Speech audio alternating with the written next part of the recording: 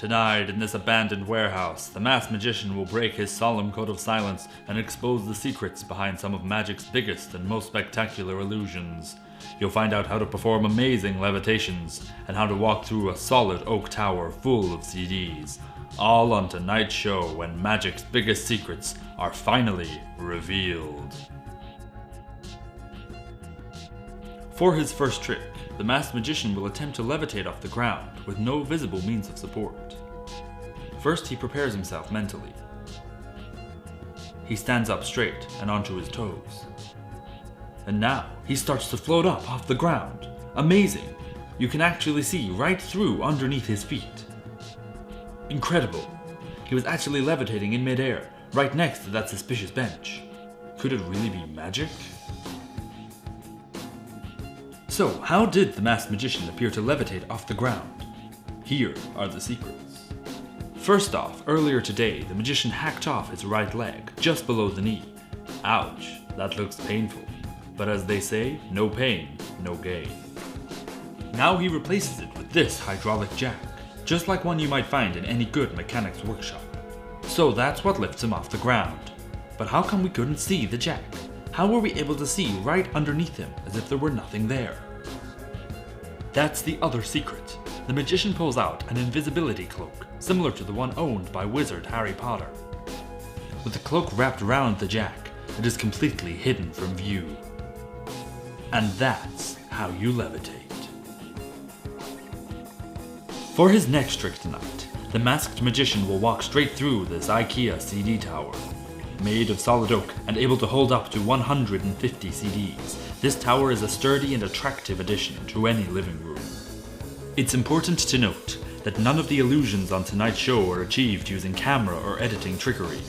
What you see at home is exactly what a live audience would see on the stage. If this was on a stage and there was a live audience. The magician takes his place behind the CD tower. He picks up a curtain and holds it up in front of the tower. Yeah, if that was my CD collection, I'd be pretty embarrassed by it too. The magician lowers the curtain to show that he's still behind the tower. Yeah, he's still there alright. The curtain goes up once again. And now down. But what's this? Amazingly, the magician has passed right through the solid tower and is now in front of it. Nice job, masked man. Now, show us how you did it. So, how did the masked magician manage to pass through a solid tower right before your eyes? Let's find out. The CD tower certainly looks real. That's because it is. It also looks solid, and right now it is. But it doesn't always stay that way.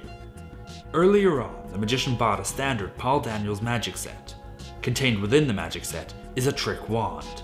The trick is, it's actually magic. After the curtain goes up for the second time, the magician uses the Paul Daniels wand to make the CD tower disappear.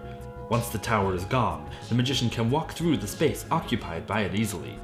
Then the magician waves the wand again, and the tower comes back, just in time for when the curtain is lowered. Pretty slick, huh? But wait, if the tower magically disappeared, how did it look as if the top of the tower was still there, above the curtain? The answer is surprisingly simple. It's an optical illusion. It doesn't really look like it's still there.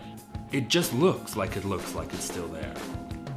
It relies on a phenomenon called persistence of vision to look convincing.